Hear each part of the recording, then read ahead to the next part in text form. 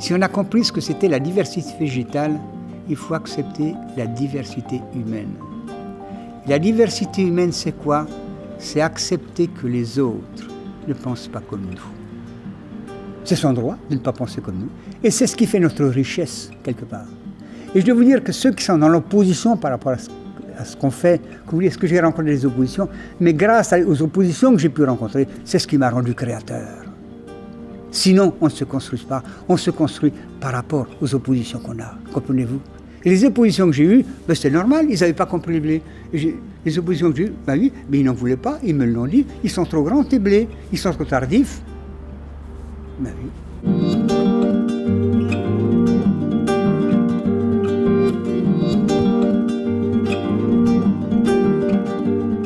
Il ne faut pas essayer de supprimer le gars qui est complètement en opposition avec vous. Seulement ce que vous devez, et c'est ce qui m'est arrivé de faire, j'accepte que tu ne sois pas de mon avis, mais ce que je te demande, c'est qu'on se respecte. Je te respecte dans ta condition de penser, dans ta condition de faire. Accepte que je fasse. Voilà. Et c'est ça la polarité, voyez-vous. Et c'est pas pour dire que l'autre est dans le mal, non, mais il faut accepter cette différence qu'on a. C'est ça la polarité. Est-ce que vous comprenez ce que je vous dis? La polarité, elle est là. Il faut savoir qu'on vit dans une polarité des énergies positives, des énergies négatives, des énergies de vie, des énergies de mort, du chaud, du froid, du positif, du négatif, de l'homme, de la femme. Mais ça, c'est inséparable. Et dire qu'on va supprimer totalement ce qui nous... Non, c'est l'existant, il faut cohabiter ensemble. Le négatif est lié au positif, c'est ce qui fait le mouvement. Et ça n'est pas de faire la guerre, parce qu'on n'a jamais fait que la guerre à la nature tout le temps. Tant que j'ai fait la guerre à la nature, c'est que je n'acceptais pas le polarité. Je voulais faire la guerre. Mais sans me rendre compte. Je faisais la guerre sans me rendre compte. D'accord? Et là maintenant, il faut arrêter de se faire la guerre entre nous, déjà entre nous les hommes.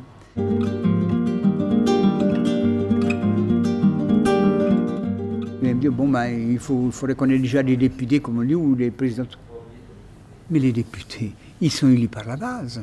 Et le premier travail, mes chers amis, c'est à la base qu'il faut le faire. Et la base, c'est qui? C'est d'abord nous. C'est pas les autres, c'est nous. Et c'est un travail de recherche. C'est le travail de l'ego, quelque part. Et c'est ça, la société de demain. C'est qui est déjà en place. Aujourd'hui, pour moi, elle est déjà en place. Vous savez comment elle est en place? Ben, parce que tout simplement, moi, j'y crois. Et la société, c'est qui? C'est d'abord nous, c'est pas les autres, c'est nous. C'est pourquoi je dis le travail, c'est d'abord moi que j'ai à faire. Et celui-là, il est fait. Et c'est cette lumière qui m'habite. C'est celle-là qui me fait vous parler aujourd'hui, qui ne m'appartient pas, qui est la même que la vôtre, qui est la même que vous. Et c'est cette lumière-là, que moi, que je sais que je peux faire parler chez moi, et que vous pouvez faire parler chez vous.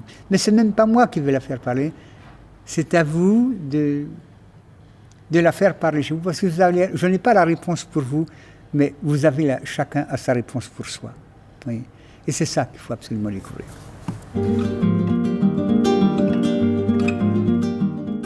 L'éveil des consciences. La vie, c'est un combat, mais c'est d'abord le combat avec soi-même. La purification de l'être humain n'est pas facile, elle est dure. Mais on devient vachement costaud, je veux dire.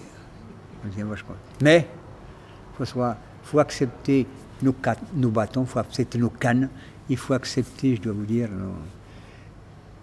d'être obligé de compenser un petit peu de temps pour s'éclater quelque part. Vous comprenez, c'est ça.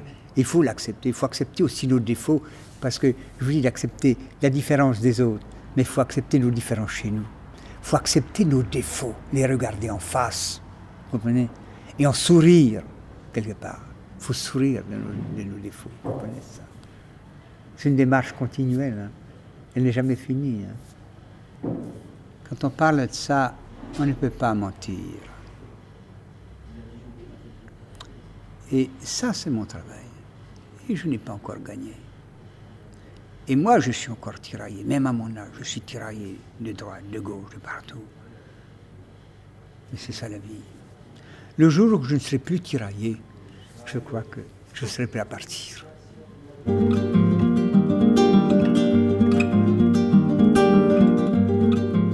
La semence m'a appris beaucoup, voyez-vous.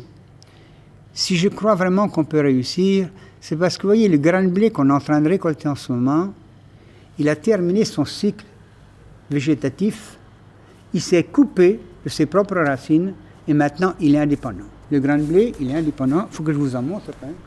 Il est devenu indépendant. On croirait qu'il ne vit pas. On croirait qu'il ne vit pas. Et pourtant, si, il vit. Mais voyez-vous, ça c'est une semence en dormance. La vie est en dormance. Et ce qu'il faut, c'est activer sa vie. Et pour activer sa vie, je sais qu'en tant que paysan, il faut que je le mette dans la terre, humidifié, avec de l'air et de la chaleur. Il faut les 4 éléments. J'ai compris ça de la vie. Et donc, il faut que j'active la vie. Eh bien, écoutez, chez les humains, ben c'est comme ça. La terre, les plantes, les animaux, et bien des hommes silencieux attendent et sont prêts à partir, mais sont silencieux. Et pour moi, la semence est en dormant chez l'être humain. Et c'est à nous de l'activer. Mais comment le faire est là. Si j'ai mon savoir de paysan pour savoir éveiller le grain de blé, à nous maintenant, êtres humains, de savoir comment éveiller la vie, mais la véritable vie transmissible à l'être humain. Mais il faut entrer dans l'action. Parce qu'on peut parler, mais si on n'a pas en face la réceptivité, donc si nous avons la chance d'avoir compris quelque chose, notre travail, c'est de savoir comment le transmettre. Et j'ai compris quand on a reconverti notre ferme, j'ai voulu essayer de parler beaucoup à mes collègues. Et j'ai compris que je raisonnais comme un tambour, ils ne comprenaient rien. Et bien je dis maintenant, c'est pas ça que tu t'arrêtes de parler. Et pourtant j'aime, tu fais. Et c'est sur le terrain, c'est sur ta ferme. Et ça s'est passé d'abord à mon association. Et c'est ça que je dois, c'est faire découvrir la semence en dormance qui était d'abord dans mon conseil d'administration. C'est là que je me suis mesuré. Mais je dois vous dire, j'ai failli laisser ma peau. C'est là que mes collègues, vous voyez, avec qui j'ai travaillé, ils ont vu que j'allais jusqu'au bout. Ils ont vu que ce que je faisais, c'était pas de la tare, c'était pas de la rigolade. Et c'est là que, eh bien, ils me suivent maintenant. Et je dois vous dire, mes chers amis, c'est comme ça qu'on se mesure. Quand on se retourne, qui avons-nous derrière nous? J'estime que dans la vie, voyez-vous, pour moi, nous sommes des locomotives. Où nous sommes le voyageur sur le quai, où nous sommes le wagon, où nous sommes la locomotive. Il faut savoir où on va. Si nous avons la chance de savoir où on va, eh bien, nous avons 2 voies. Moi, j'ai 2 voies. Même à mon âge, j'ai encore une locomotive. Qui va peut-être doucement, qui va lentement, mais qui va sûrement, je suis sûr. Et ça, c'est à nous de le faire découvrir aux hommes. C'est le travail de la loi du partage. Ce qu'on connaît, nous devons partager nos connaissances. Alors maintenant, à nous d'utiliser tout notre savoir. Et si la nature nous a dotés d'un tant soit peu d'intelligence, à nous de l'utiliser.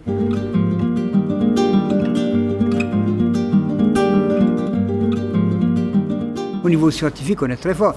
Et la science, elle est indispensable pour faire évoluer.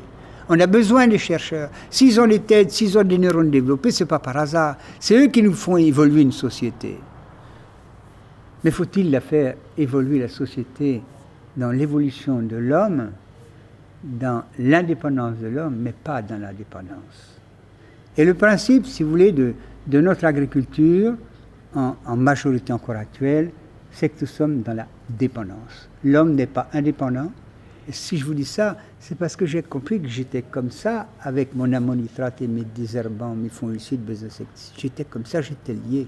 Est-ce qu'on est pour une agriculture comme ça, ou une agriculture comme ça? Il faut donc nous libérer. Et c'est ça, la société de demain.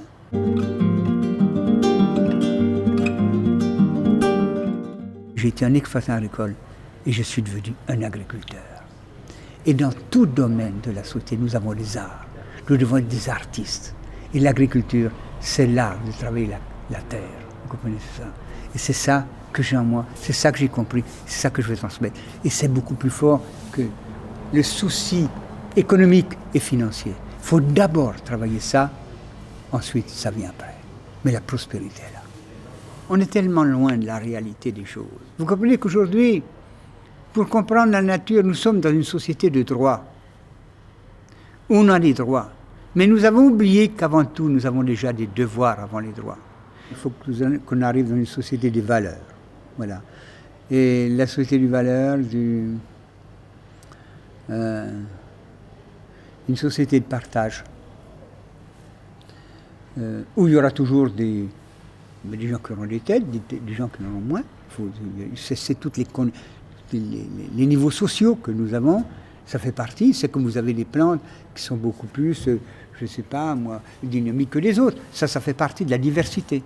Mais c'est ça, emmener, si vous voulez, l'homme à réfléchir et puis emmener la société, parce que la nature n'est pas faite pour se tirer la bourre tout le temps. Il faut qu'on arrive à se relier entre nous. Même les religions, si on n'arrive pas à trouver l'équilibre des religions, et c'est ça qui m'intéresse, c'est cet équilibre religieux qu'on doit de se relier, mais avec soi-même d'abord, et ensuite avec la nature, et avec tout notre environnement. Ah, parce que je cherchais, je suis un éternel, je suis... Vous voyez, dans tout ce que je fais, malgré ça, je dois vous dire que je suis un éternel insatisfait quelque part. Dans notre jardin, ma femme ne voulait pas qu'on mette des engrais. Et c'est là que ça m'a remis en cause. Je me dis, au fait, tu peux le faire dans tes champs, puis dans ton jardin, tu ne le fais pas. C'est ma conversion, c'est ma propre remise en cause par rapport à moi, ce que je faisais. C'est là que j'ai compris, vous voyez, que j'étais là pour nourrir les hommes, que je n'étais pas là pour faire un producteur de blé qui livrait la COP, vous voyez, et qui touchait mon chèque, vous voyez, tout ça. Non, j'ai compris que c'était que la nourriture. Alors si moi je me nourris comme ça, alors là, je n'avais pas compris qu'en tant que paysan, j'étais là pour nourrir les hommes. J'avais tout simplement, je cultivais mon blé, je le vendais à la coopérative, j'étais payé. Je ne savais pas où allait le blé, vous voyez. J'ai passé à côté de quelque chose pendant ma vie active, mais j'ai fait l'expérience. C'est une prise de conscience que j'ai eue, c'est une remise en cause, c'est ça la démarche de chaque être humain. C'est accepter de se remettre en cause. Moi, pendant 30 ans, je n'ai jamais pensé comme les bio. Non. C'est pas les bio qui m'ont fait découvrir, c'est ma propre démarche. Voyez-vous. J'ai compris que j'avais plus ça à faire grâce à l'expérience que j'avais faite. Moi, je vous parle des expériences que j'ai vécues. C'est ça. Je ne veux pas vous parler comme un livre, c'est ce que j'ai vécu. C'est pourquoi je vous le raconte avec beaucoup de facilité, parce que c'est mon vécu. Et grâce à cette richesse d'expérience qui m'a été enseignée, parce que j'ai fait l'expérience, bien sûr qu'elle est mauvaise, bien sûr je sais que j'ai pollué, je sais que j'ai vraiment fait du mal à la nature, j'ai fait du mal à ma terre, mais grâce à l'expérience, c'est ce qui m'a permis de comprendre que moi qui voulais être un enseignant, je n'aurais jamais pu enseigner que ce qui m'avait été enseigné, mais si mon père m'a fait rentrer, je ne pourrais que le remercier aujourd'hui, je lui dirais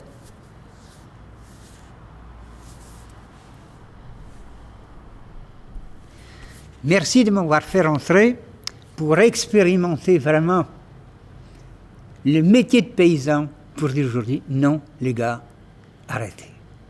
Il faut qu'on arrête parce qu'on ne peut pas faire subir ça. Vous voyez, j'étais formaté sans m'en rendre compte pour faire la guerre à la nature.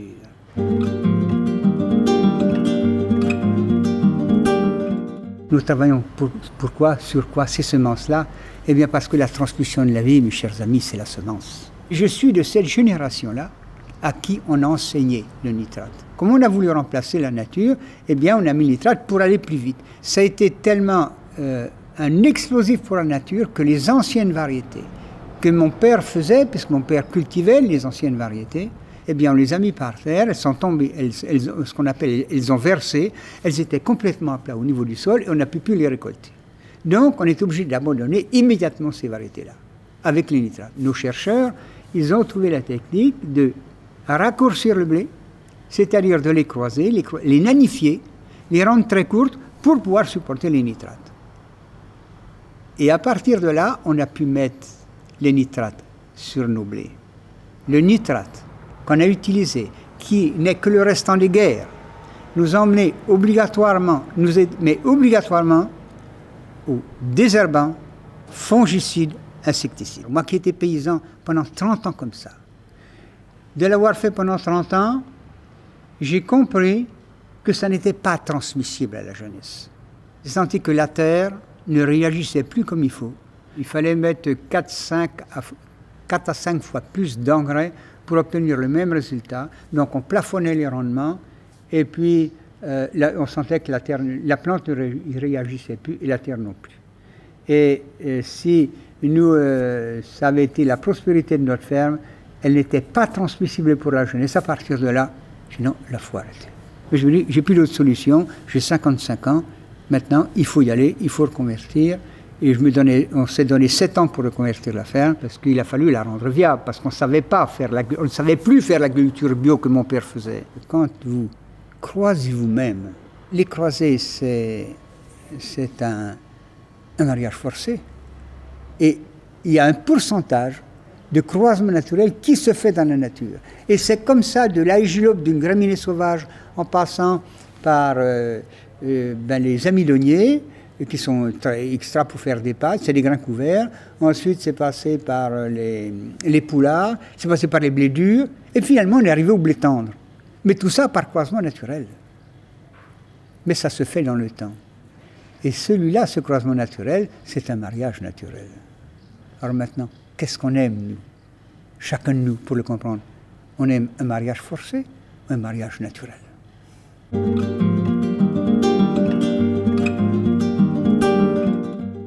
Ces énergies positives, négatives, qui étaient là, elles sont très fines, elles agissent très facilement, d'une manière très intelligente par rapport aux hommes. Ah, vous les hommes, je parle au nom des énergies négatives. Ah, vous les hommes, vous ne vous battez plus avec les nitrates, avec le pétard. On va passer par en dessous, on va passer par la terre et par la nourriture. Et tant que notre humanité, tant que notre société se nourrira d'une manière générale avec cette agriculture-là, ça sera difficile, voyez-vous, de la changer. Pourquoi? Parce que ce que je vous dis là, nous avons voulu l'expérimenter. Et tant que j'ai consommé cette agriculture-là, voyez, notre nourriture, il faut savoir que c'est notre carburant, qui irrigue toutes nos cellules, dans nos cellules pensantes et créatrices. Et c'est là que ça se tient. Et tant que moi, personnellement, c'est à mon expérience que je vous apporte, tant que j'ai consommé cette alimentation-là, je ne pouvais pas percevoir. Parce qu'une autre alimentation qui est de la nature vous éclaircit le mental. Et si je me permets de pouvoir vous parler aujourd'hui, c'est parce que j'ai tout simplement éclairci mes cellules pensantes et créatrices. Et c'est ça que j'ai le devoir de vous transmettre. Je ne peux plus garder ça pour moi. Et si vous voyez ça aujourd'hui, vous voyez, j'ai 80 ans, je suis à 80 km de chez moi, pour être venu faire une moisson aujourd'hui, eh bien, alors, nous travaillons pourquoi, sur quoi, ces semences-là? Eh bien, parce que la transmission de la vie, mes chers amis, c'est la semence. L'homme, moi, j'ai eu besoin de trouver une femme qui me fasse découvrir ma féminité. Et puis ma femme, elle a eu besoin de moi pour découvrir sa masculinité. Et je crois que le jour où on a découvert notre polarité intérieure, on n'a même plus besoin de l'autre. Il peut être là, c'est votre compagnon, vous partagez beaucoup de choses avec lui, mais ça n'est plus, je ne peux pas vivre sans toi. Non, vous avez votre polarité masculine et féminine, et c'est ça l'être humain. Il peut être capable de vivre seul, il peut être capable de vivre à deux. Moi aujourd'hui, j'apprécie beaucoup encore à notre âge qu'on vive ensemble. Hein. Le jour où on va se retrouver seul, je ne sais pas, c'est là que je vais voir si j'ai découvert ma propre polarité, si vous voyez, si je suis libéré de ma polarité, hein. Je suis libéré de ces tiraillements qu'on peut avoir. Mais en fait, c'est ça, la vie pour moi, c'est ça, voilà. On se renforce, c'est considérable, ça peut se renforcer. Mais avec tous les équipes de force qu'on peut avoir, dans un couple, c'est clair, mais on a tellement à découvrir. Puis c'est jamais fini, je dois vous dire, c'est jamais fini.